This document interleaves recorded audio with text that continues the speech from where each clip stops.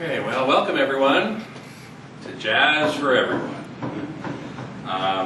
This is the second of our workshops for this year, and I'm pleased to introduce our house band leader, drummer, the inimitable Rick Walker.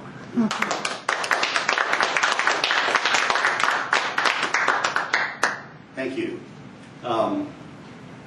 I've been to several master classes in the last couple of years, and almost all the master classes I go to end up being really remedial classes because of the sort of the common denominator of the audience, sort of necessarily.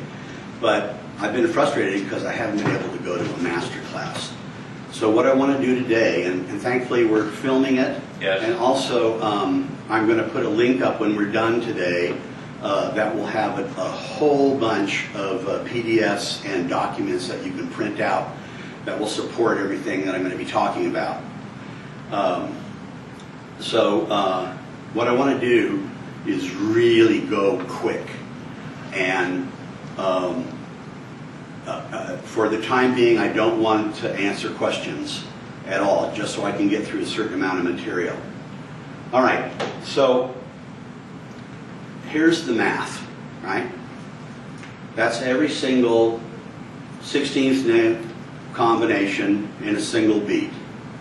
Let's just assume we're playing in 4/4 for the time being, but it could be any time signature that has 4 in the denominator. So it is written this way because drummers, when people first started writing jazz down, and the drum set was first invented in New Orleans, nobody knew how to write for drums. It's like, what, do I put the bass drum on middle C? It's not a pitched instrument, even though toms are pitched.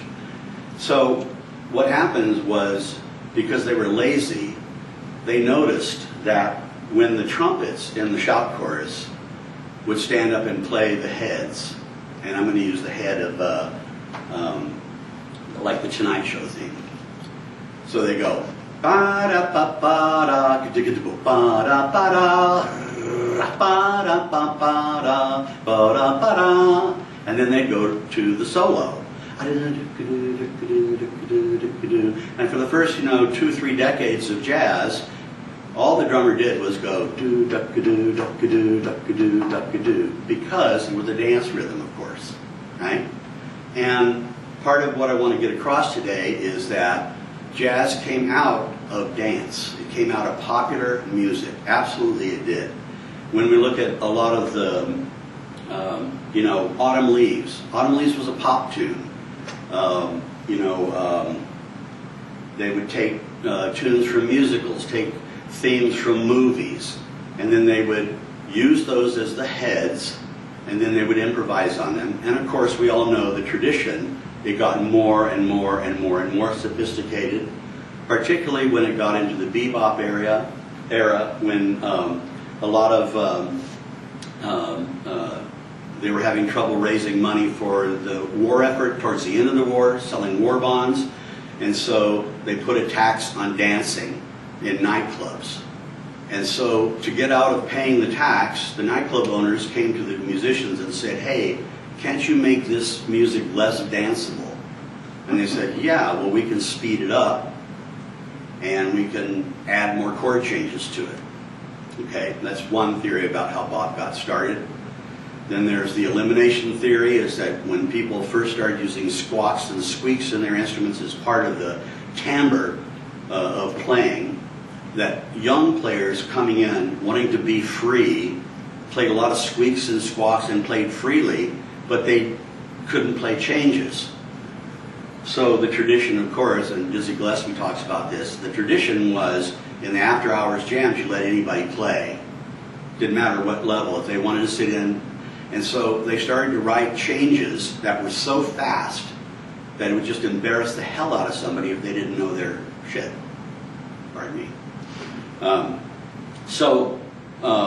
Again, the music got faster, it quit being dance music, and the bebop era came in really strongly. The big band era of dancing died away, right? Until by the 50s, it really wasn't a commercial thing anymore, except for the biggest bands. Okay, so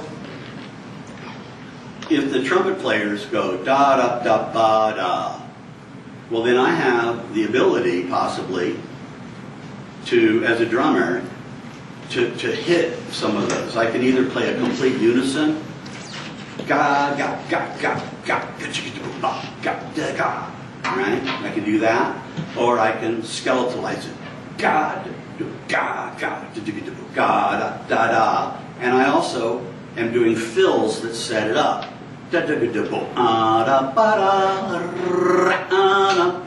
Okay, so the drummers were expressive, but they had to be able to read the trumpet lines.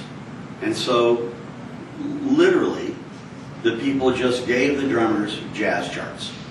Period point. Dot. So, ba-ya, right? And on a snare drum, ga, ga. I can't make that note belong. Okay? So, I had to interpret a quarter note, which is one, if I'm counting 16th notes, right? Or a dotted eighth note, and I had to play it as if it were hyper staccato. So, this is how drummers read. Now, why on earth, because I don't, well, there's one drummer, I guess, in the audience. Why on earth would I teach you guys how to read like drummers read? And the reason is this. If you can play a rhythm hyper staccato with extreme accuracy, and I mean metronomic accuracy, you can play anything. Going from staccato to legato, dot, dot, dot, dot, dot, da, da, da, da, da, right? I can interpret that in terms of legato or staccato when I'm soloing on an instrument. Wow. I'm parched. So just assume that this system here is hyper staccato. All right. So one interesting thing, if this is every single note, and we'll notice that there are 16 of these combinations, aren't there?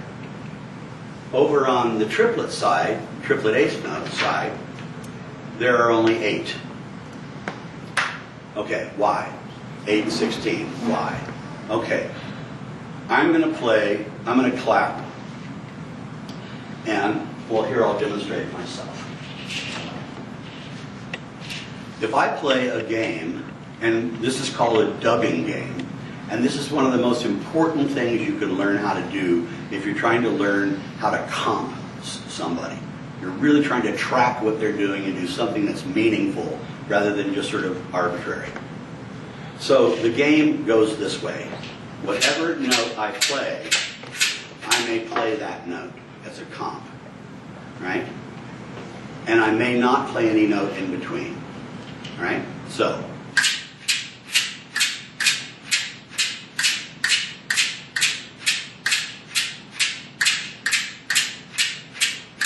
Okay? And I can't do this.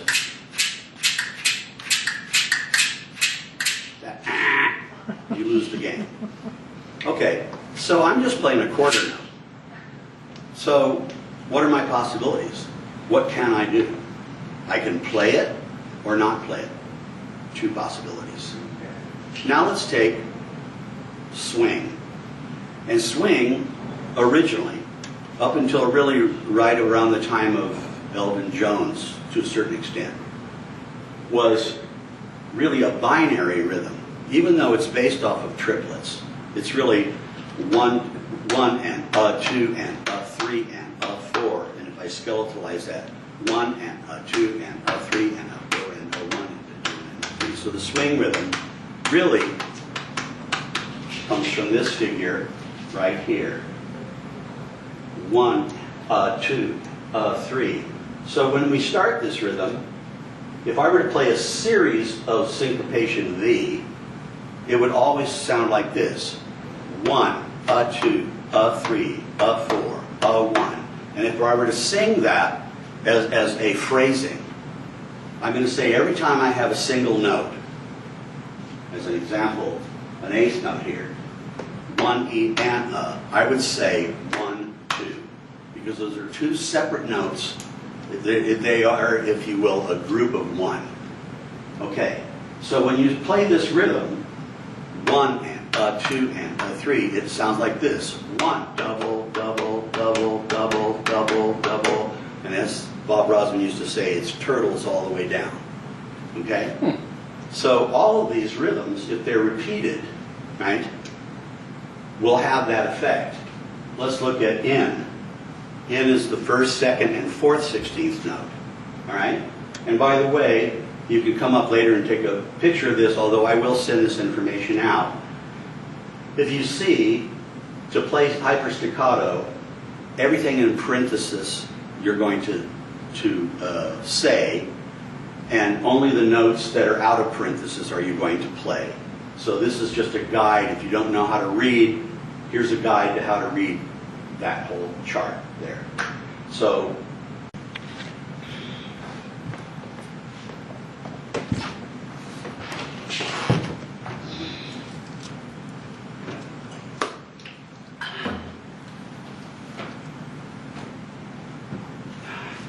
Okay, well, welcome everyone to Jazz for Everyone.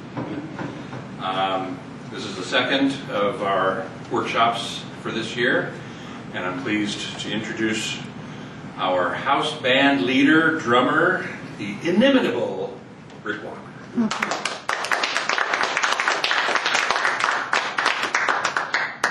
thank you.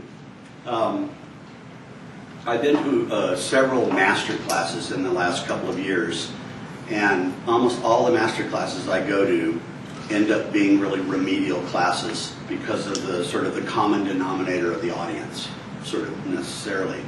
But I've been frustrated because I haven't been able to go to a master class. So what I want to do today, and thankfully we're filming it, yes. And also I'm going to put a link up when we're done today that will have a whole bunch of PDFs and documents that you can print out that will support everything that I'm going to be talking about.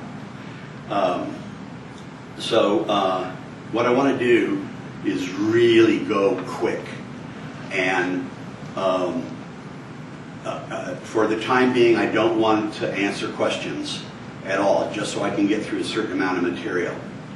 All right, so here's the math, right? That's every single 16th note combination in a single beat.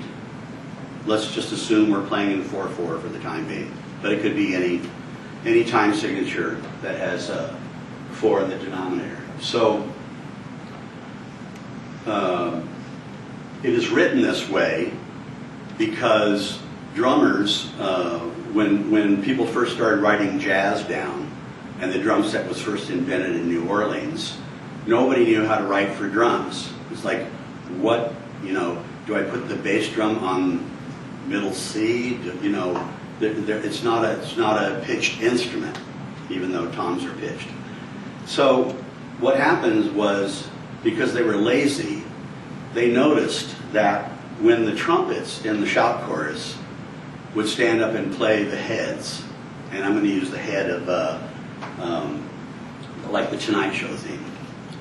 So they go ba da ba ba da ba da ba da ba da ba da ba da ba da, and then they go to the solo. And for the first 2-3 decades of jazz, all the drummer did was go do duck do duck do duck do duck do, because it was a dance rhythm, of course, right? And part of what I want to get across today is that jazz came out of dance. It came out of popular music. Absolutely it did. When we look at a lot of the, Autumn Leaves. Autumn Leaves was a pop tune. They would take tunes from musicals, take themes from movies, and then they would use those as the heads, and then they would improvise on them. And of course, we all know the tradition. It got more and more and more and more sophisticated, particularly when it got into the bebop era when a lot of they were having trouble raising money for the war effort towards the end of the war, selling war bonds, and so they put a tax on dancing in nightclubs. And so to get out of paying the tax, the nightclub owners came to the musicians and said, hey, can't you make this music less danceable? And they said, yeah, well, we can speed it up and we can add more chord changes to it. Okay, that's one theory about how bop got started. Then there's the elimination theory, is that when people first started using squawks and squeaks in their instruments as part of the timbre of playing, that young players coming in wanting to be free played a lot of squeaks and squawks and played freely, but they couldn't play changes. So the tradition, of course, and Dizzy Gillespie talks about this, the tradition was in the after hours jams you let anybody play. Didn't matter what level, if they wanted to sit in. And so they started to write changes that were so fast that it would just embarrass the hell out of somebody if they didn't know their shit. Pardon me. Again, the music got faster, it quit being dance music, and the bebop era came in really strongly. The big band era of dancing died away, right? Until by the 50s it really wasn't a commercial thing anymore, except for the biggest bands. Okay, so if the trumpet players go da da da ba da, well then I have the ability possibly to, as a drummer, to hit some of those. I can either play a complete unison, ga ga ga ga ga ga ga ga ga, right? I can do that, or I can skeletalize it, ga ga ga ga da da da, and I also am doing fills that set it up.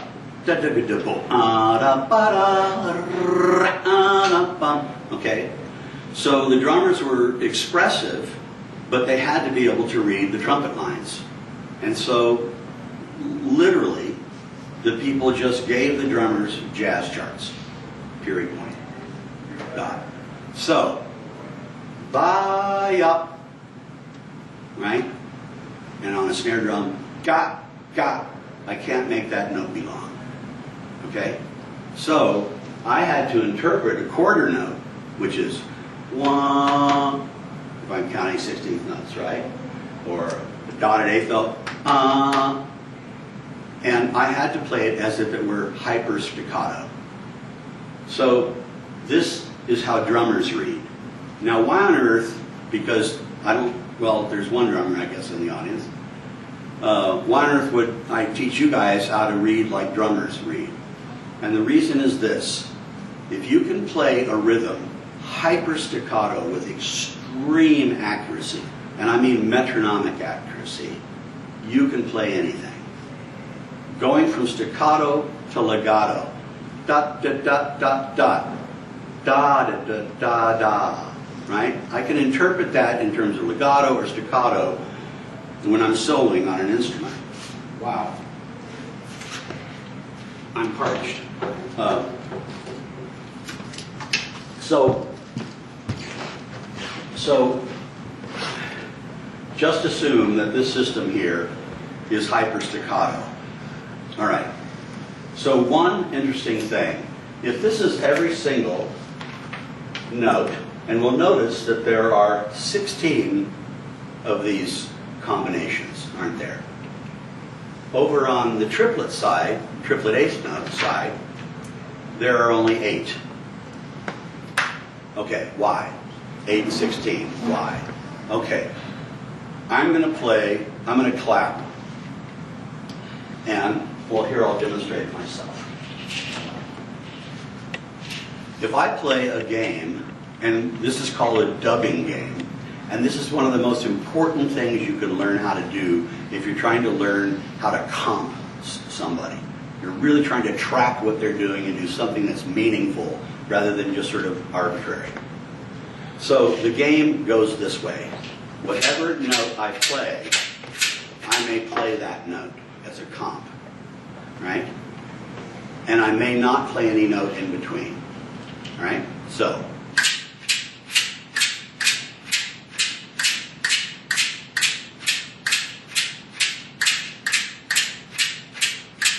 Okay? And I can't do this. That, you lose the game. Okay, so I'm just playing a quarter note.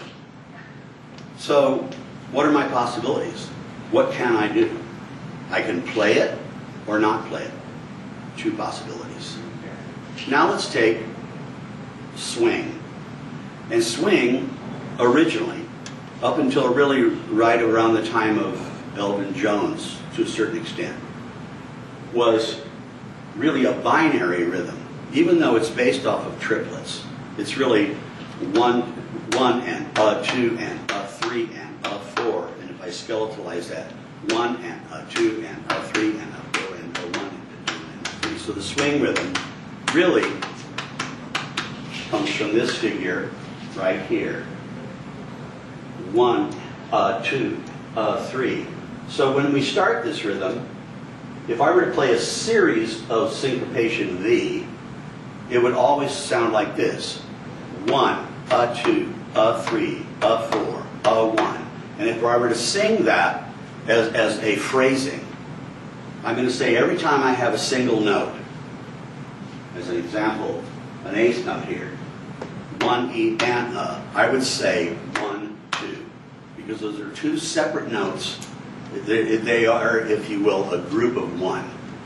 Okay, so when you play this rhythm, one and a, two and a, three, it sounds like this. One, double, double, double, double, double, double. And as Bob Rosman used to say, it's turtles all the way down.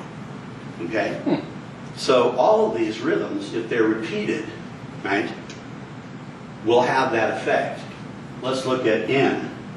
N is the first, second, and fourth 16th note. All right? And by the way, you can come up later and take a picture of this, although I will send this information out. If you see, to play hyper staccato, everything in parenthesis you're going to say, and only the notes that are out of parenthesis are you going to play. So this is just a guide. If you don't know how to read, here's a guide to how to read that whole chart there. So T would go one and a, two and a, three and a, four and a, etc., etc. All right. Rick, can you, when you say T, will you point to it? Because I can. Oh, yeah. I just can't tell which. T, Yeah. which is the first and the second of two triplet, Okay. of three triplet notes. Right. Okay? So I'm going to now play a shuffle, which is one, a two, a three, a four. And I want you guys right now, I'm going to sing this once, and then I want you to sing it back with me. All right? One, double, double, double, double. Here we go. Ready? Play. One, double, double, double, double. Okay, excellent. All right?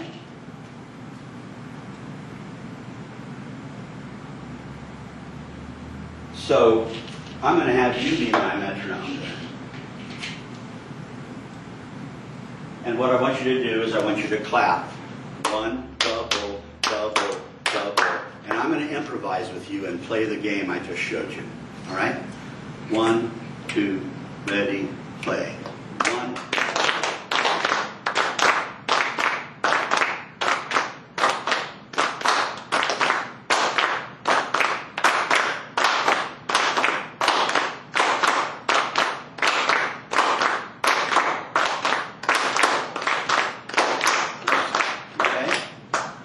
So, if I have two notes, what are my mathematical possibilities of playing something that is a subset of them? I can play the first one, I can play the last one, I can play both, and none. Four. Okay?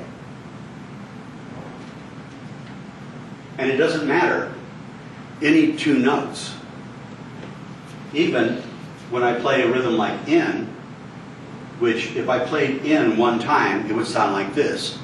Double, one, double, one, double, one. If I played it over and over, it would be double, to ripple, to ripple, to ripple, to ripple, because on and on it goes. That note, the last note, being connected to the first note. Okay? So how about a 3-note rhythm? Any guess? How many notes would I have possible in a 3-note rhythm? 6.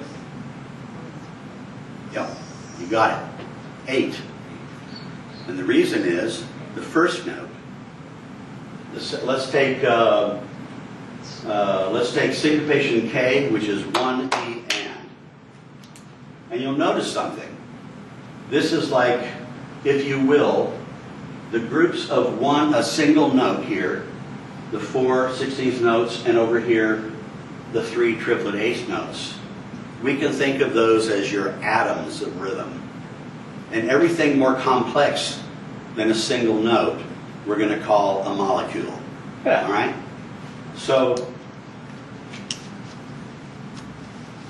H here, which I failed to list. It was late when I did this.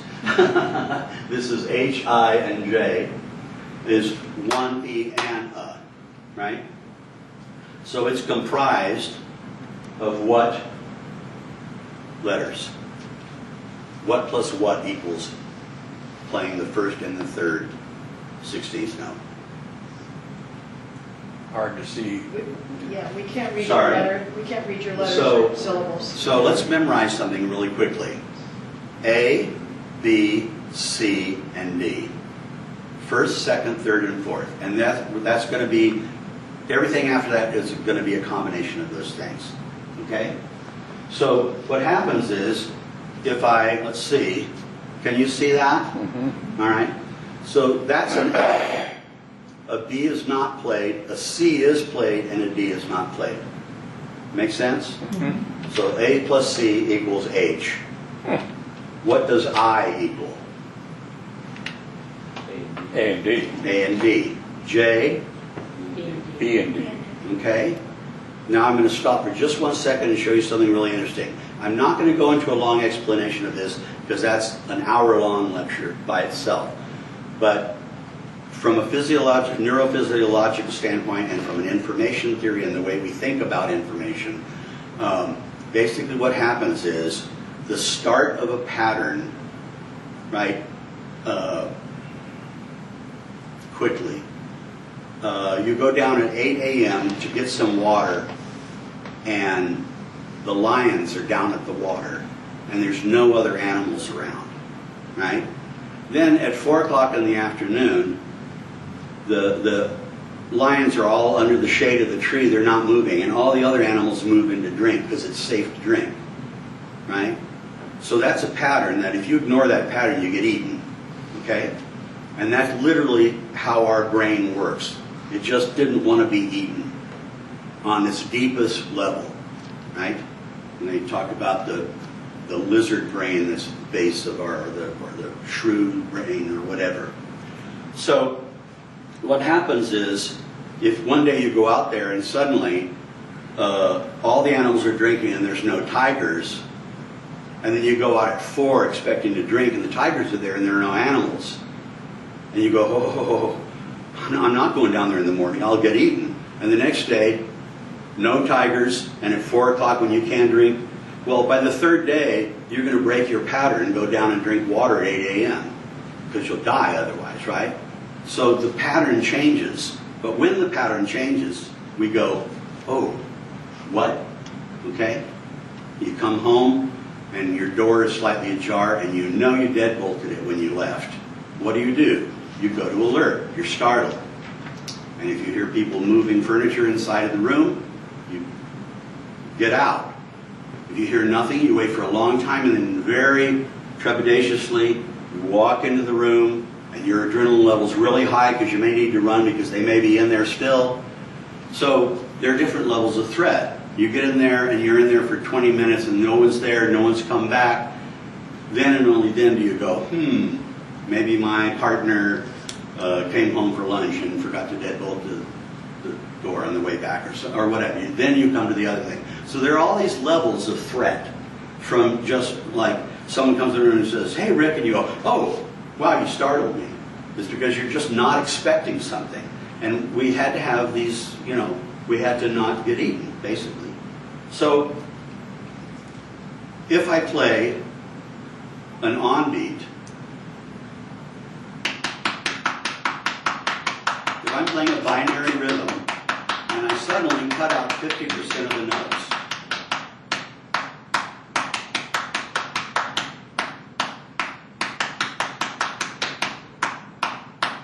now you can feel a pattern, can't you? I'm repeating something over and over. So, even though I'm not playing all the notes, I'm playing the start of the pattern. So that feels okay. But feel how it feels if I take another 50% out.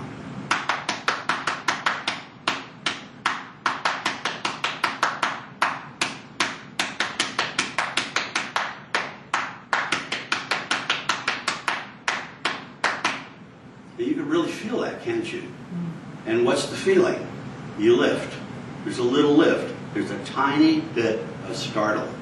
And what happens is your brain secretes a very tiny bit of adrenaline. You go, oh, all right? Come on in. So what happens, so that means if I'm going along and suddenly I fail to return to the start of the beat, I'll have a little bit of adrenaline, but then if I come back to the start of the beat right away, then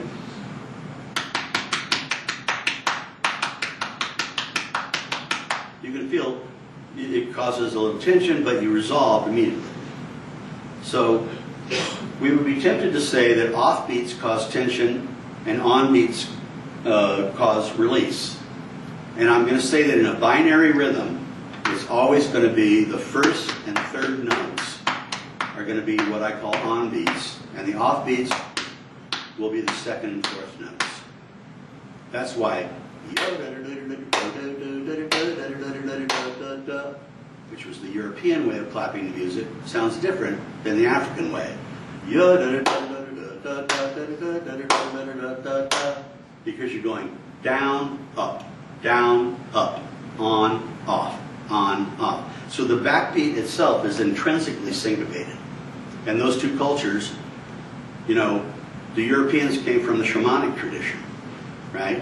And if you play this at 200 beats a minute in a sweat lodge, and you drunk a bunch of urine from a deer that ate a bunch of amanita mushrooms, you're going to hallucinate, right, and go into theta wave production.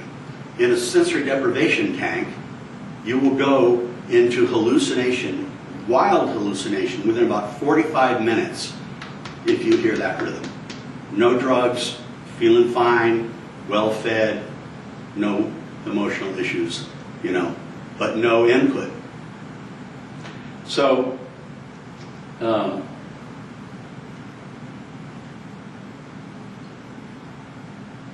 if I play off the beat and come back, feel how it feels, and then you'll see what I'm going to do subsequently.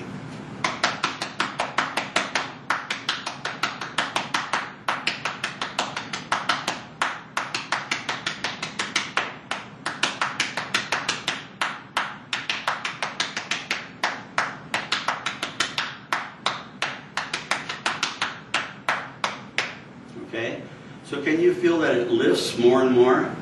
So we can say that the longer you stay off of a pattern, and this is true too, if you go into Ornette Coleman harmonics in a solo for 2 bars or something like that, when you finally come back and resolve to the chord that you're playing against, you know, we use that on purpose. We can use that kind of playing. The same thing, if you're playing in triplets and suddenly you jump to 16th notes in bebop, you know, you do that and it causes a kind of a tension, and then you come back to the rhythm. So rhythm works the same way that harmony works. We have tension and we have release, right? Okay. And we can say that the longer we stay off of the pattern, the more the tension builds, until we get Ascension by Coltrane. You know, 2 quartets not listening to each other, playing completely freely, and which is a beautiful album, by the way. But it's not going to go up against Taylor Swift in the charts, probably. Except for that one experimental record she put out when she was 16. But we're not going to talk about that. Anyway, Okay, so what happens if I just stay off the beat?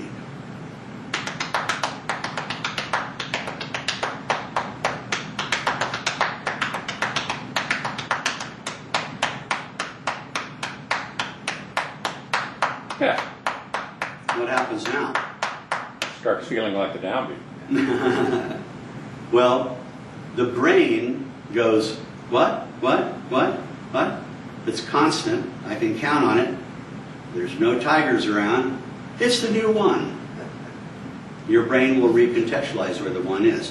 And I remember that's a technique you use in timbale soloing, in salsa and in Cuban music. And, you know,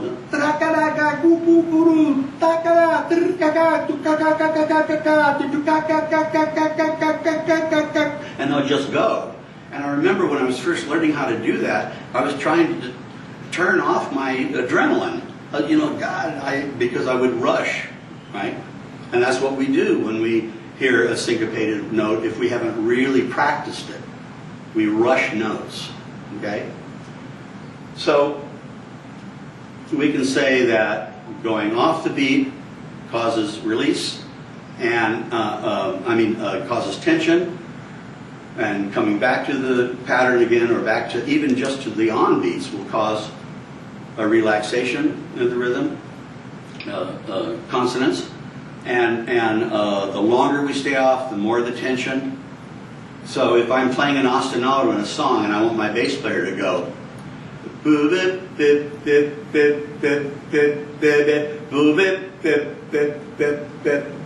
it's not going to make a really good ostinato rhythm for a song. It's hard to listen to that for a really long time. And that's why all the classic bell lines from West Africa, South Africa, and all the Carib, they all are, almost all of them, not all, but most of them are just a combination of singles and doubles. Cascara goes one double, one double, one double, or one double, one double, one double. Okay? So, by the way, that's a really that's a difficult rhythm. So, 3 notes.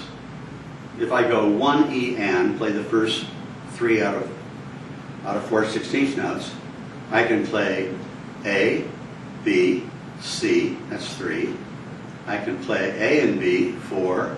I can play B and C 5. I can play A and C, which would be 6. I can play all 3, which will be 7, and the null set is 8. So, really simple.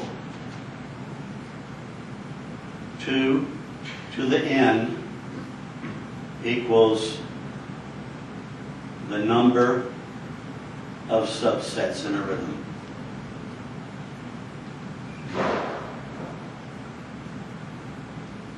So we have 4 16th notes. That will be 2 to the 4 equals 16 possibilities, and sure enough, it's A through P, which is 16 letters. That makes sense? Good? Okay. Well, Cascara. 1 double, 1 double, 1 double, or 1 E and a 2 E and a 3 E and a 4 E and a. Well, that's 10 notes, right? And that is, by the way, in our parlance, M, 1 E and a, J, 2 E and a, H, 3 E and a, N, 4 E and a. All right? So, Cascara, which is it's the rhythm that is the basis of rumba. So if you really want to know your Latin jazz, you have to learn Cascara if you want to be playing with an ounce of authenticity. If you don't want the Cubano musicians in your ensemble to walk out in disgust. So,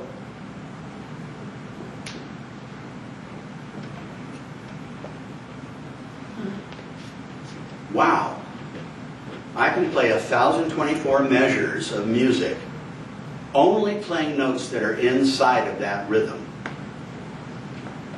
without ever repeating myself. 1,024 bars of music and never repeat myself. So I sometimes hear students will go, oh, it's so restricting to have to stay inside the rhythm that you're playing in. It's like, oh, hell no, it's not. Because if there's 1,024 things you can do, how many levels of dynamics can you have? What instruments are you going to play? What notes are you going to play? How long will the notes be? Will they be legato? Will they be staccato? Will you add digital distortion to it, you know? Right? Will you sing at the jam through a megaphone? Totally different effect, right? Okay? So, like, oh, hell. No, but look. 1, double,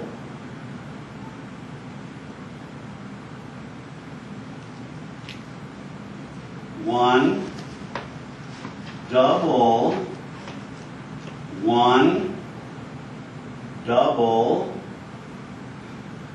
and finally 1. So that is cascara. So 1,024 things is like, how many years would it take you to master that? Quite a bit, wouldn't it? But there's only ones and doubles. And as a matter of fact, it's far faster to teach somebody how this sounds in terms of phrasing than it is to read it. Far faster. I'm teaching beginner drum students, putting sticks in their hands, and by the time that they leave a 1-hour lesson, they're playing, they have composed an odd time signature song and orchestrated it for bass drum, snare drum, and hi-hat in an hour. Because it's adhering to the rhythm. Because when I play the clave,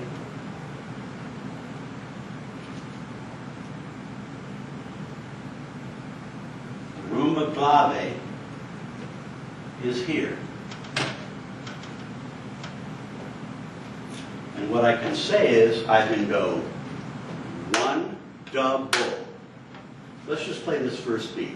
You're going to sing 1, double, but you're going to play what is written, which is the syllable bowl. You're going to say 1, bowl. All right? So I'm going to go 1, double. Let's try that. 2, 3, 4. 1, double. All right? So the rhythm then goes 1, double, 1, double. And if you'll see this time, we're going to clap on the first syllable of duh. We're going to say duh instead of bull. So that is 1, double, 1, double. Does that make sense? Nice and slow. 1, double, 1, double. 1, double, 1, double. 1, double, 1, double. Oops. 1, double, 1, double. 1, double, 1, double. Then we finish up with 1, double. 1, double. 1, double. 1, double. 1, double. 1. Now, it's really, really important. I see that half of you guys are not singing. It won't work if you don't sing. And singing goes to a different part of your brain than playing or blowing or hitting. So, it's absolutely imperative that you sing to get to master this. Not only that, you play your acts every day. If you don't sing every day, you're not going to get better as a singer. So I know a lot of people who have really nice voices who never sing. And pardon my French, but it's bullshit. Because it's like, why not double up on everything that you're playing? With the exception, I guess, of you horn players, right? But even so, you can buy a looping pedal and sing to your... Yeah. So please humor me, and let's sing this together, really slowly. 1, double, one, double, one, double. And when I get to here, this note really cycles back and becomes a double, doesn't it? Okay? So to differentiate that, I'm going to say this rhythm goes one, double, one, double, one, double, oh. So instead of saying double, I'm going to go O1 so I can delineate where the downbeat is. That's a kind of a cool trick. So this is, I'll circle it so if you can't see it, we're going to, that's where we're going to clap.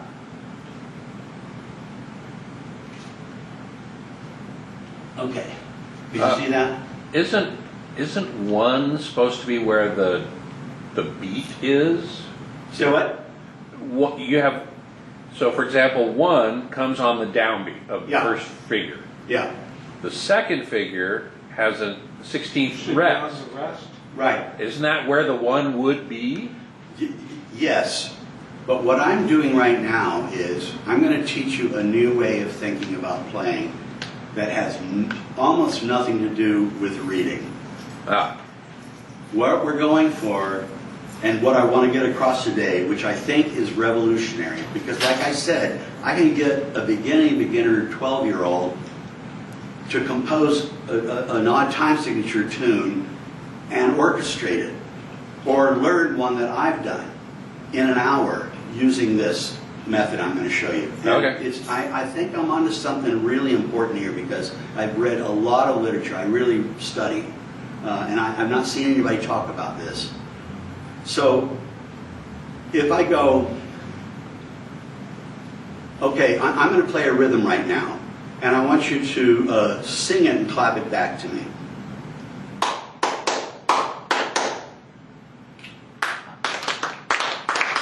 Let's sing it. No. I cannot hear you.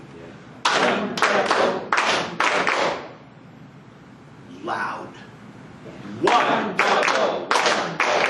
Okay, there we go. That's how you have to practice it. In a cone of silence so you don't bother your partner or neighbor. Okay? So when we did that, you can play that right back to me. So here's another one. 1, 2, terrific. 1, 2, terrific. 1, 2, terrific. So what I'm saying here is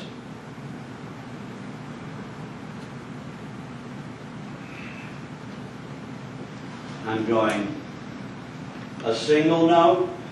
In this case, I'm just going to make it be a 16th note and a rest. We're going to say 1. 2 16th notes and a rest. We're going to say double. All right?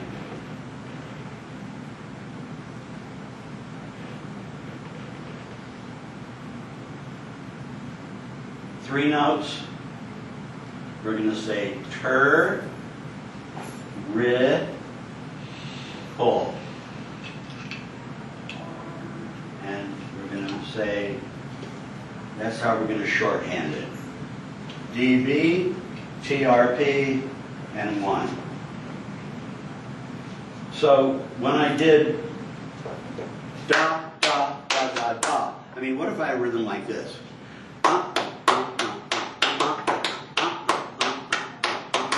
Well, it's like pretty hard to keep track of those singles, isn't it? How many did I play? But if I go 1, 2, 3, 4, 5, double, double. 1, 2, 3, 4, 5, double, double. It's really easy to track the rhythm. So I'm going to play a rhythm, I'm going to keep going, and the pattern is 1, 2, double. And then see if you can jump onto it and lustfully sing with me. 1, 2, double. 1, 2, double. 1, 2, double. 1, 2, double. 1, 2, double. Excellent. You just were improvising, or you were playing in 7/8. But you didn't think about it. You're just playing in 7/8 because you're listening to the phrase. So, if I have a 1, it really represents 2 notes, doesn't it? The note and the buffer. Because if I play 1 double, right? If I don't have that buffer note, then I'm playing triple. But I'm not playing triple unless I have a buffer note. Because if I don't have a buffer note, it's quadruple. So every time you hear a group of notes anywhere, it presupposes that you have one single rest of a new term I'm going to give you, because I looked through classical literature and could not find a term for this, so I made one up. 1, 2, 3, 4 is the pulse. And then I subdivide. 1 and 2 and 3 and 4 and 1 and... So what kind of notes am I counting? Okay. And 1 and 2 and 3 and 4. I'm counting eighth notes, aren't I? 1 and a 2 and a 3 and a 4 and a triple eighth notes. 1 E and a 2 E and a 3 E and a 4 E and. Don't know if I can do the next one. 1 E and a 2 E and a 3 E and a 4. Those are 32nd notes. 1 E and a 2 that's the 64 notes. That's right. Okay. When we get up, by the way, to 1 E and start subdividing, all we're going to do is put the syllable d, because you can say it really quickly. So a triplet 16th could be 1 d, E and 2 d, E and, or 1 d, and 2 d, and it gives us six notes. Okay.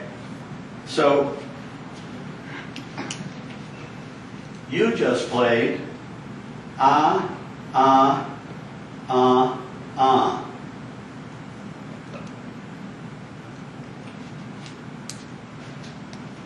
Oops.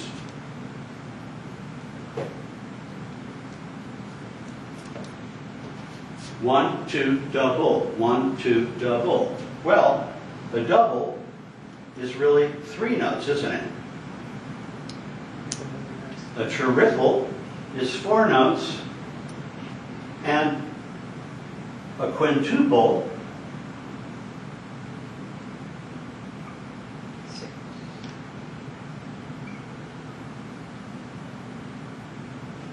right?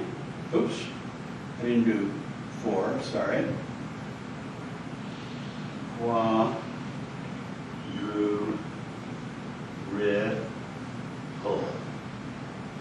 Okay, this is a little ungainly, but it takes about 30 seconds to learn.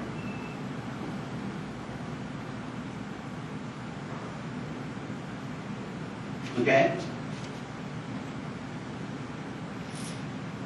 So, 1, 2, double. 1, 2, 3, 4, 5, 6, 7. Feel me? There's our 7/8. Or 7/4, depending on how you want to write it. All right. So, when I have a figure like this, triple, well, now I have 8 things I can play. Because this particular rhythm, if we're writing in, in 1 beat rhythms, is an A plus a B plus a C.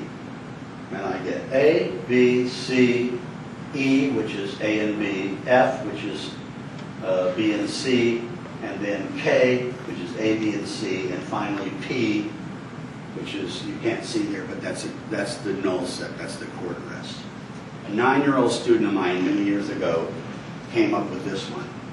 A, B, C, and D are 1s, E, F, G are 2s together, H, I, J are 2s apart, K and L are 3s together, M and N are 3s apart, O is 4, and Patricia's a nun. 9 years old. I said, you go. I showed him a mnemonics, and I go, you go home and do it. And he came back with that song. Wow. Like, okay, genius little kid. Okay, so now do you see why I've organized these rhythms the way I've organized them? Because the atoms, as it were, are A, B, C, and D, or over in the triplets, the first, second, and third triplet, Q, R, and S. All right? And then the next category are notes that are two notes together. So they're all going to be doubles. All right? So here's where it gets cool. If I play A, 1 E and A, and then I play D, 1 E and A, it sounds like this. 1 E and A, 2 E and A, 3 E and A, 4 E and A, 1 E and A, 2 E and A, 3. So that's what the rhythm looks like. And this is the only time where I wish I had 4 hands, because we're resting for the second half of it. All right? So A plus D, and if I play A with B, A with C, etc., and I play all 16, by the time you're done doing that, man, A is, you said it. You know, you read it, you said to yourself, that's letter A. I've taught maybe 3,000 to 4,000 people this system in my life. So you can't go to someone who graduates from Juilliard or Berkeley School of Music or whatever, Dick Road, whatever, any schools of music, and say, yeah, but you don't understand. J is a tension-producing rhythm, and H is the strongest rhythm that we can play because it's all on beats. They won't know what you're talking about. So why on earth would you learn this system? The reason is because it's universal. It's everything. If you're playing in 16th notes or swung 16th notes, it's everything you'll ever encounter. Quarter note, eighth note swing, 16th note swing, 32nd note swing, and all those things. Even if you conceive of it like Brazilian music, I still can call that A, B, C, D, you know, A, B, C, D, A, B, C, D, A, B, C, D, A, and I'm stretching that rhythm, but I'm still thinking of it as the first, second, third, and fourth thing. So we can apply this kind of thinking to melodic thinking, or, well, yeah, melodic thinking. If you have a phrase that goes, ba-ba-di-go-ga, right? 1, 2, 3, 4, 5. Well, that's 5 notes. And where, you know, which notes are you going to play if you're playing the comp against somebody going, ga-da-da-ga-ga, ga-ga-da-da-ga, ga-da-da-da-da, ga-da-da-da-da, da-da-da-da-da. I mean, boy, those really are different comps, aren't they? But, man, they're glued. They're glued to the rhythm. And the Cubans say that if you play the wrong note, if you play the backbeat, if I play clave in reverse against this rhythm, then it means I go da da da da da da da da da. And what I've done when I do that is suddenly I now have done what I call increase the linear rhythm of the ostinato. Because now this rhythm goes da da da da da da da da da da da da da. The combined rhythm of that is no longer da da da da da da da da. Okay? And this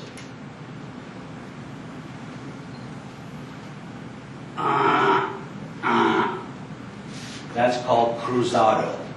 And good here? All right. Yeah. In Cuban music, like I studied with Los Muñequitos de la Matanzas, and I studied with people who studied with Tico y sus rumberos, and these are all old school people, and I studied with them 40 years ago, right? But boy, you played the clave backwards to something, and at a 3-day weekend that you paid a lot of money to go to take master classes in Cuban music, they won't talk to you. They won't call on you, they won't play with you or whatever. They just assume that, come on, you should know this, right? But the point of the matter is that it's not wrong to play outside of a rhythm, but it does cause a kind of tension, and it's pattern tension. It's not on-beat, off-beat tension. And it makes the rhythm more complex. You know, what do they say?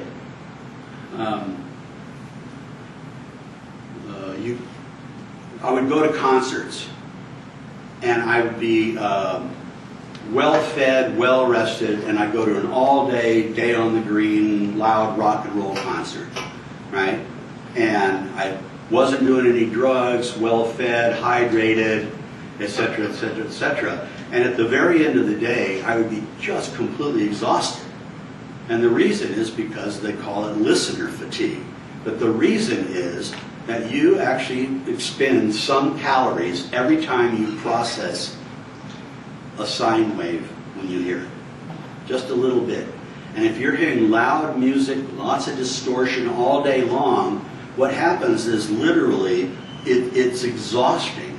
And you haven't done anything. You've done no physical exercise at all. So the more complex the harmony, the more you tax the audience of the listener. The more complex you make the rhythm, the more you tax it. There's nothing wrong with taxing it because there's all kinds of music. And some people, I know people who would only listen to Ascension and they wouldn't want to listen to My Favorite Things by Coltrane, as an example. So we find ourselves in the spectrum of what we like. So I'm not trying to say there's a right and a wrong. What I'm saying is, if you use these principles when you're playing with people and you're aware of what they're doing, they're going to dig playing with you whatever level of musicianship you're at, whether you can shred or not shred, right?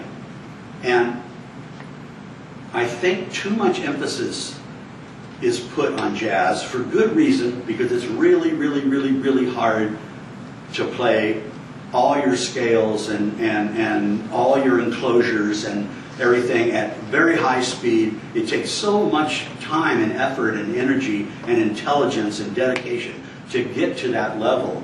But a lot of times I think that what is missing in jazz, and my critique of people when I'm playing with them is like, are they actually listening?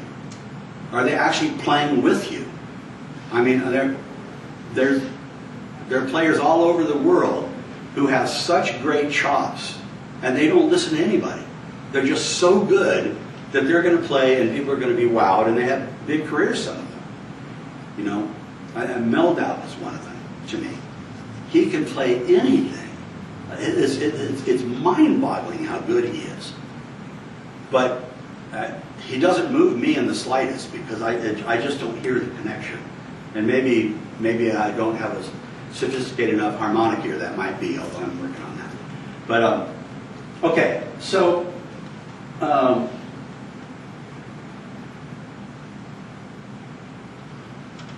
obviously,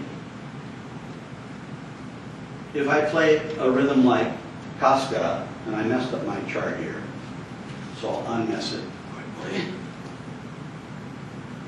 Another salient part about what note do you use when you're soloing.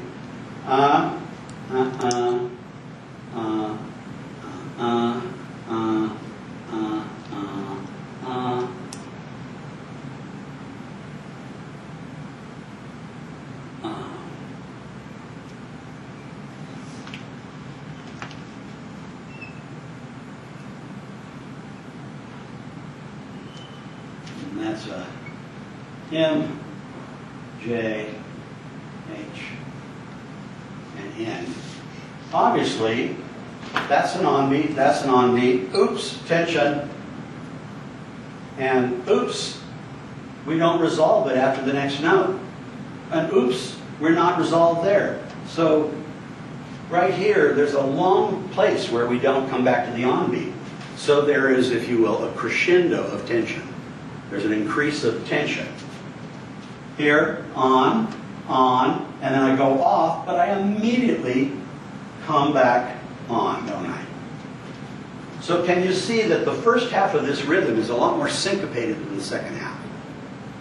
And in West African call and response, and from now on I'm just going to refer to West African because that music has had more influence on the entire world's music than any other music at all outside of harmony, outside of Western harmony. But that music obviously went lots of places, so the Caribbean and the south of the United States originally. New Orleans really is a Caribbean island to me.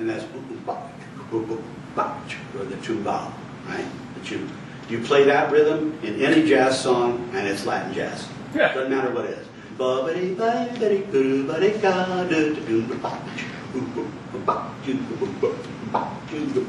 Immediately the song is Latin. It just has that thing. All right?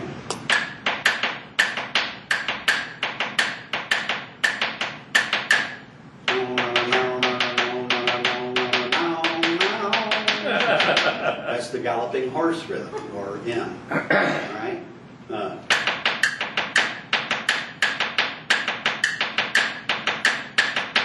That's used rarely in funk and reggae.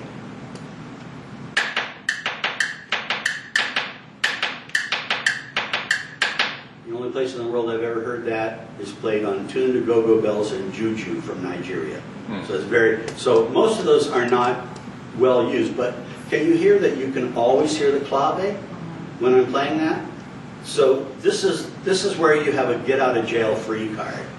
You can comp with a framing rhythm. And the reason is because it's so repetitive and it's so non-syncopated. You'll notice I picked quarter notes on beat, eighth notes on beat, K is on, off, on, M is on, off, on. Most of the ones that I picked are actually on beats. And even in 16th notes, that's an on beat. Right.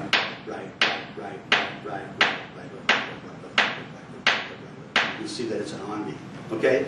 So that's another thing that you can always do. And by the way, it's a really interesting way to like break up a comp or break up a horn line. You know, you suddenly ba boo boo ba boo boo ba ba da ba while someone else is soloing, it'll sound great. It'll sound totally great. Okay. So instead of 1,024, The framing rhythm was the clave? no, the clave is the 1 E and a 2 E and a 3 E and a 4. So really quickly, I'm going to say that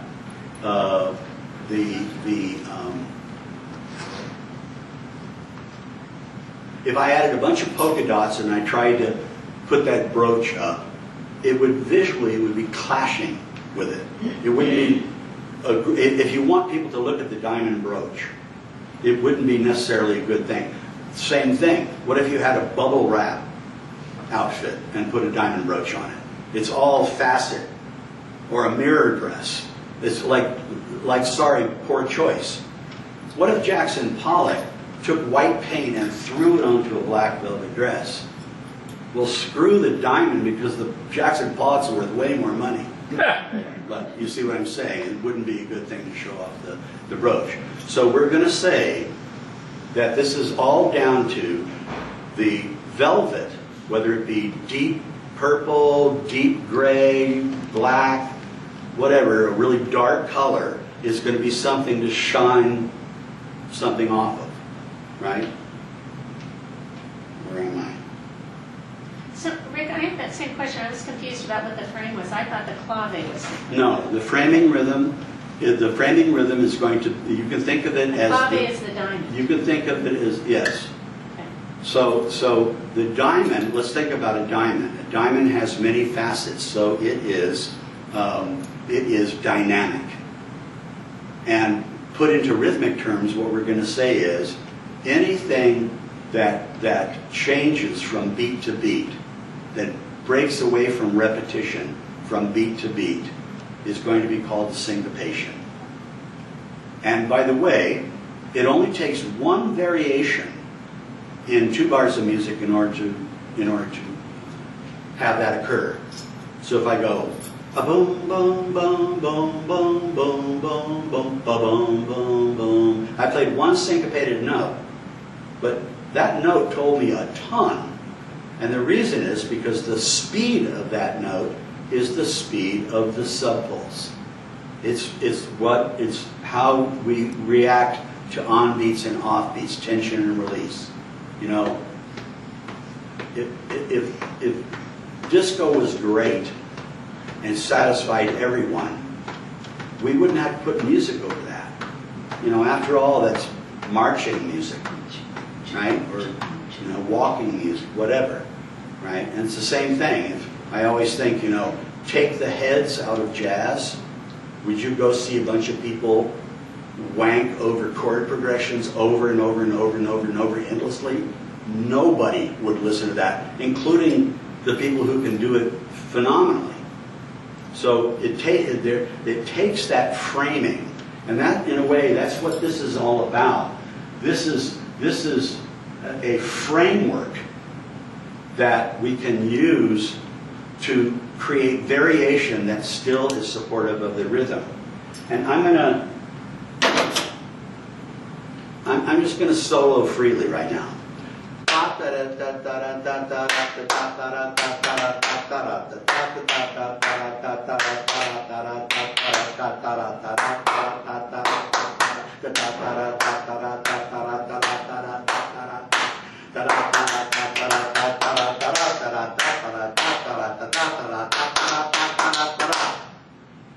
Okay, I went all over Kingdom Come, and if you heard that solo,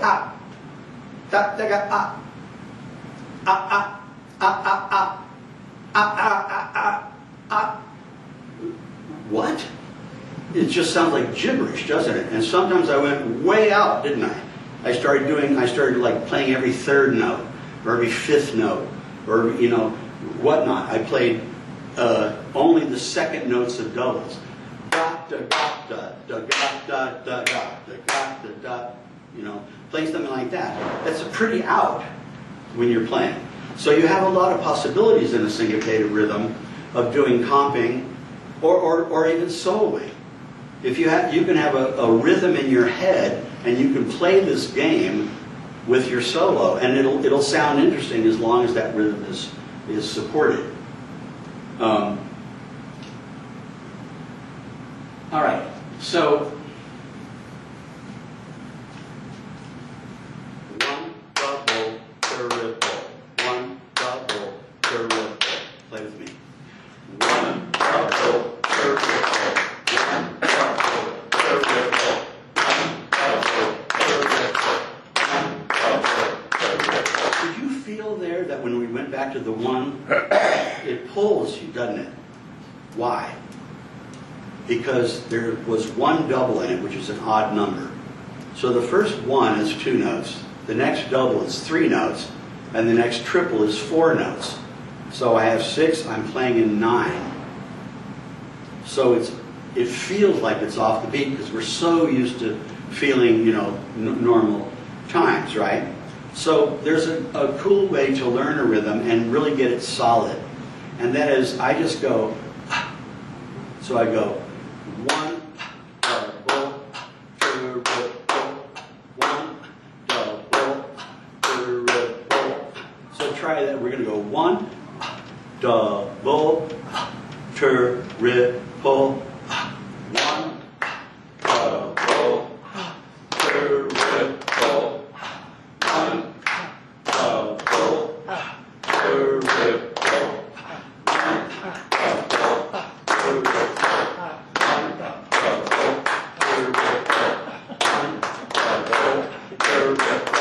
And if you sing it, you can play it. You stop singing, and that's when you got confused. Right. So I can't stress this enough. A lot of musicians don't like to sing. They don't like this. I hated the sound of my voice for years and years. I started singing when I was 65, right? And why didn't I sing the whole time? I'm like, you know, because it's really fun. But if you just do it, you just get better at it. It's that simple. And not only that, I think also you begin to hear things in the music. You begin to, once you can sing something, you appreciate it on a slightly different place. And you could play the same thing. You go ba ba da da da da, ba ba da ba, you could just play call and response with yourself. I had to do that in COVID. I just thought I would lose my living. I started learning how to make drinks because I thought after 40 years that I was going to, you know, not be able to make a living. And then I ended up teaching in Slovakia, Germany, France, England, Japan, Sri Lanka, Mexico, Nigeria, South Africa, the Solomon Islands, and all 3 coasts of, on Zoom, and ended up that I loved it. But there's latency, so you can't play together with somebody, but you can play call and response with them. So you can do something, and then they can play, and even though there's a gap, you can hear if they got it right or whatnot. So call and response is a fun game to play with yourself. It's such a super simple thing. Well,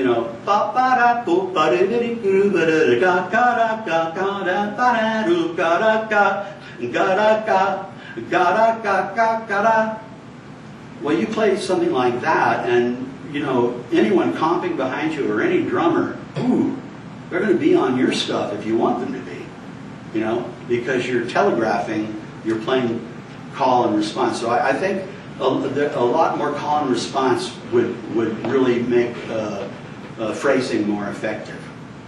Okay. Rick, before you go on, Yeah. on that last activity, you did that little extra Yeah. note that you're doing. What was that representing? That's the rest. That was a rest. Yeah. Okay. So it's really good to do this with a metronome. Right. And not only that, all Android and iPhones all have really nice ones now. I think for $25 you can buy Fruity Loops or FL Studio on both phones. Best $25 you'll ever play, because you can bring any sample into that and tune it anyway. And what I do is I take high go-go notes, and then I shorten the length of them, so that instead of going ding, they go ding, ding, and they're piercing, and you can just play them as a metronome. It doesn't matter what you play, you always hear it. Click tracks disappear when you're playing with them because they mask.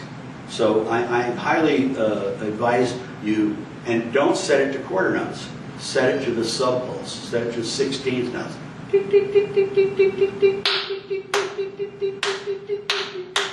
And that'll really get your rhythm Are sharp. you setting that live in the room, or are you actually listening on the 2 headphones?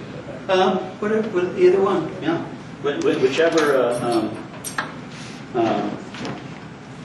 yeah. The only caution is watch your ears in the headphones, because you can make it be loud enough to hurt you, and it doesn't hurt your ears to hear it. Okay, that's all metronomes are off. Yeah. All right. What's my timeline? 15 minutes. Okay. Cut to the chase.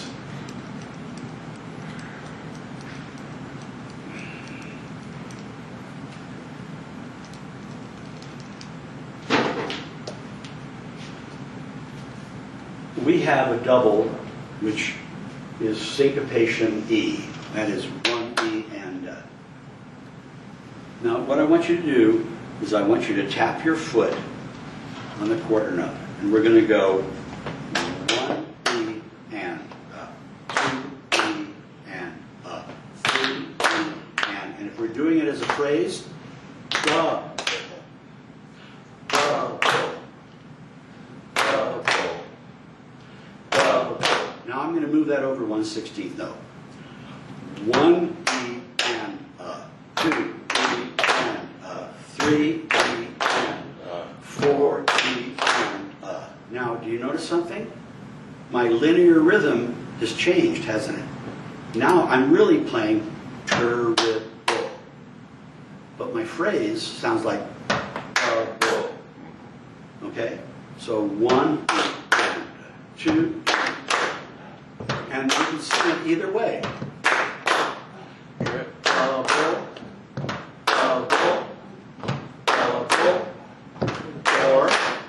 terrible, terrible, terrible. As a matter of fact, in flamenco, when you do the castanets, they frequently play the offbeat all the time. And that's the most difficult thing for flamenco dancers to learn with the castanets, the first difficult thing. Well, the neat thing is, if you play syncopation in, which is double, triple, triple, triple, and I can go double, triple, triple, triple, triple, triple, triple, triple, triple, triple,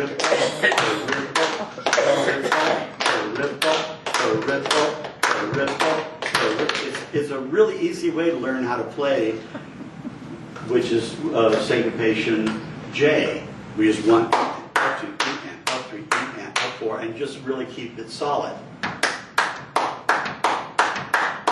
And I'm thinking da da da da da da da da. I'm not thinking one, right?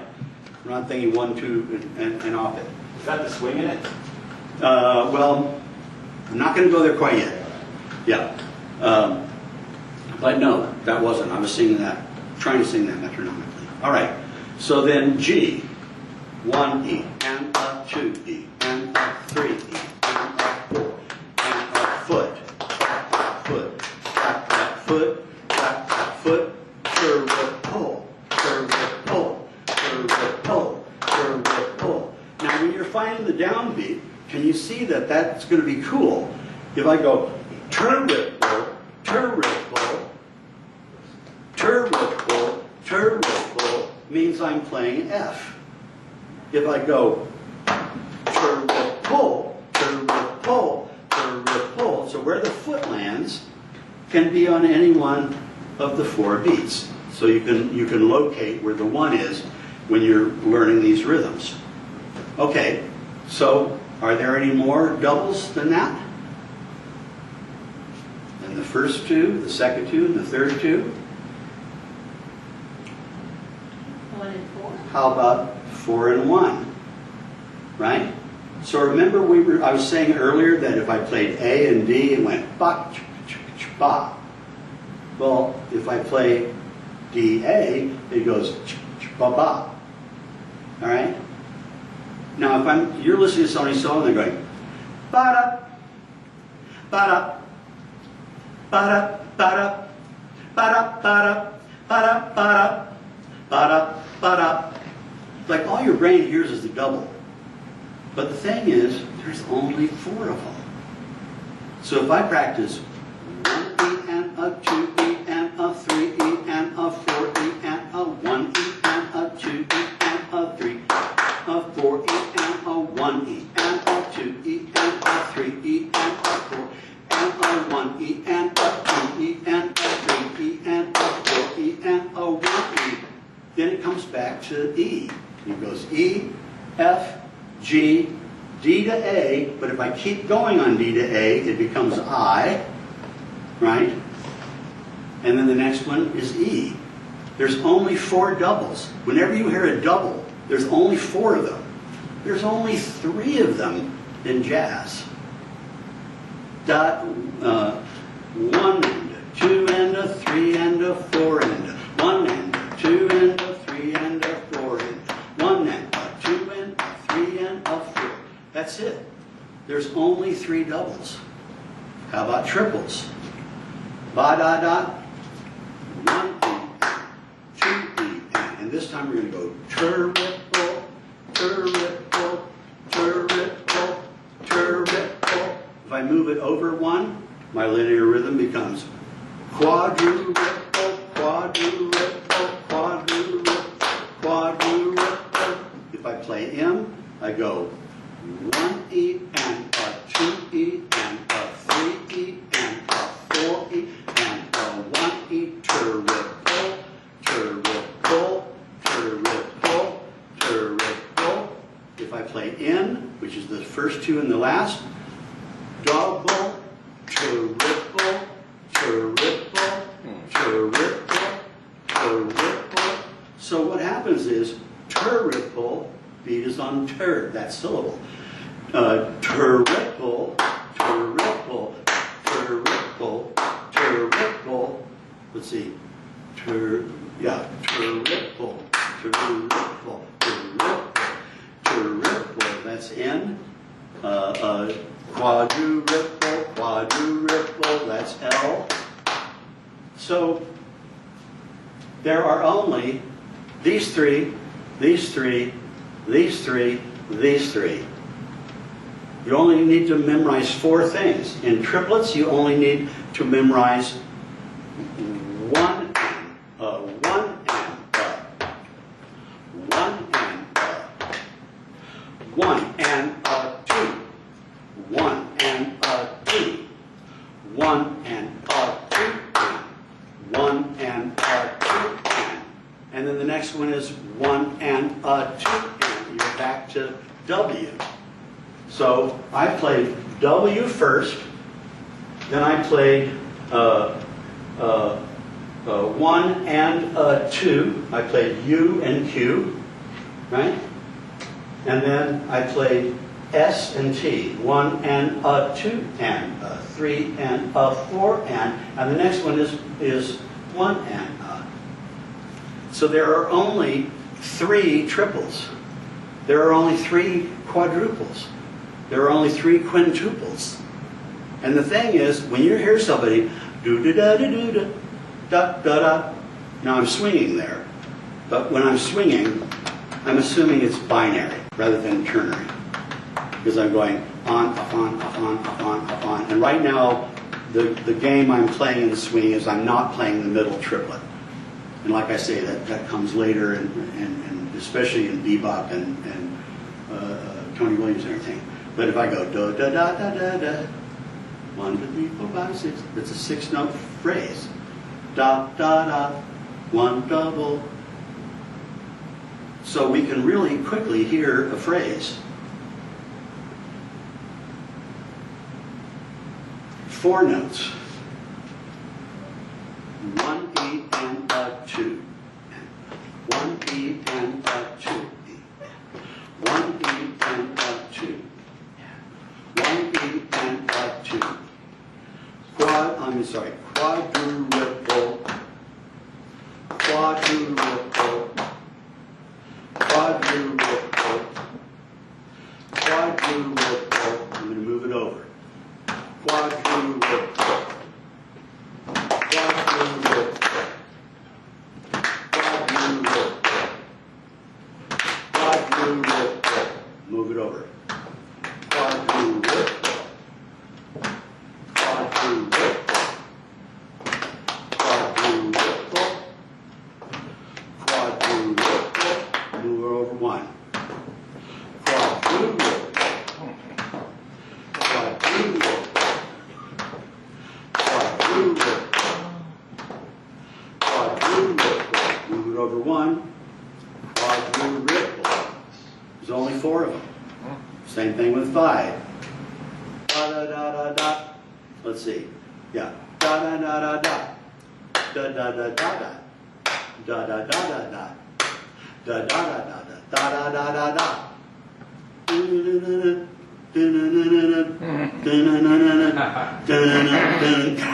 Yeah, right? 25 or 6 to 4 by Chicago. Okay, Yeah, correct. That's it. Yeah. So the thing is, I have a chart that's in the PDFs that I'll put up online later tonight for everybody to download, and it's a link. I only ask one thing, and that is, please do not disseminate this information. I wanted this to be my gift to this community, and it's how I make a living teaching this stuff. And there is a lot more, but the thing is, if you learn how to play a phrase, like if I go boo boo boo boo boo boo boo boo boo boo boo boo boo, how would you sing that as a phrase? Double, quadruple. Okay, I'm swinging it. Okay, so this, and again, Scott, I'm not looking at this as a bunch of triple eighth notes. Right. I'm looking at it as a system that only allows 2 notes per beat. By the way, 1 a 2, 1 a 2, 1 a 2, 1 a 2, 1 a 2. That's it. There's 3 rhythmic possibilities. Every melody in swing, every melody only uses those 3 rhythms. That's it. So if you think along those lines and you're thinking doubles, where is it happening, where is it falling, you could be a really good jazz player and never play the middle triplet. You don't have to do that. You know, you can swing your ass off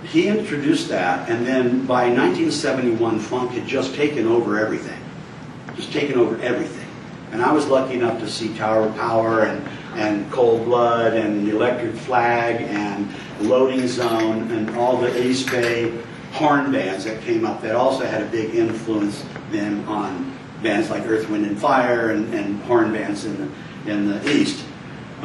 So then, of course, Herbie Hancock does Headhunters, and we have funk, jazz funk, right? And that became a really, really big thing. In fusion, we started having odd time signatures. Brubeck started that in '59, although it did not catch on, I have to say. Those were really successful records, but playing in odd time did not catch on in jazz, but it did in the fusion genre. Then you had trip hop came along, and that influenced people, and different African rhythms came in, then Indian influences started coming in, Middle Eastern influences, particularly scalarly. You know, there's just so many great, instead of modal substitution sometime, try an Arabic maqam in the place of a D Dorian or a D Phrygian. Try the maqam, that changes it just a little bit. It's a beautiful way to take a song in a different direction. So all these things came in, and all the way along, there were always people who went, this is not the way it used to be played, you know. And, they always played this under swing. And Max Roach was in a session one time. They would always do they'd be well rehearsed and do an entire record in a night. That was the tradition. All those jazz records were done in a day. And so he did a session one time, and someone accidentally knocked the kick drum mic out. And so because of that, only the overheads could hear the bass drum, and he was feathering so lightly, which you did, that's what you learn how to do, right? That it only picked up when he would lay bombs. So instead of going,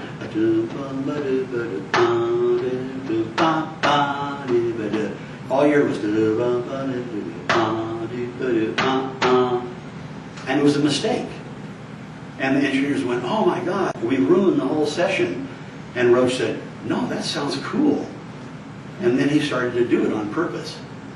And right in the middle, right down the line, you can't do that, you've got to play 4 notes, if you're the drummer, you got to keep, what are you doing? Right? And so there was this schism in jazz, and we know which one won, right? The innovative thing won. And innovation has always been the thing that wins in the long run. But we still have a very conservative, especially amongst older players, people who grew up with a certain kind of tradition. It's like, there's some really good players that we've played with who will not play a hip-hop beat. Well, hip-hop has been the dominant rhythm, one of the dominant rhythms for 50 years, or almost 50 years, 45 years. And I went and saw Herbie Hancock, Robert Glasper Jr., and Kamasi Washington play sold out at the Berkeley Community Theater, or the outdoor one, whatever that was called. Great. Yeah. Sold out, all young people. It was all young people, or mostly. Not one swing rhythm in the whole thing. The whole thing was hip-hop, glitch, and drum and bass, more syncopated kinds of styles. So that's the way it's going. And so I just think it's really good for people to start listening to music outside of jazz, because that's where the new is going to come. It always has. It's never come from inside. It's come from people who were looking outside. And the big thing is, funk's a lot harder to play to than swing. It's way harder because it's much more syncopated, right? But not armed with this. Armed with this, you can take a rhythm, notate the rhythm, look at the rhythm, go, what's it give me? Program it into a little phone drum machine, and then slow it down and go, what if I do the first note?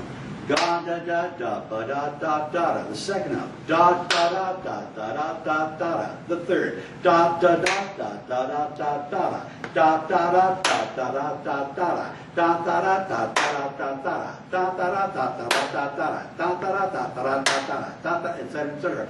Go all the way through every single one, then go through in 2 notes, go through in 3 notes. And you'll get to a point, and not very long, where you can just vibe off of it because you're really taking it inside. So these ostinato rhythms that you hear in modern music, funk, particularly in Latin, incredible amounts of wonderful African rhythms that could be played in jazz, but because we speak English, we never hear them because it's francophone, or where the Belgians conquered or where the French conquered, and they were dominated by those languages. So Mbalax from Senegal,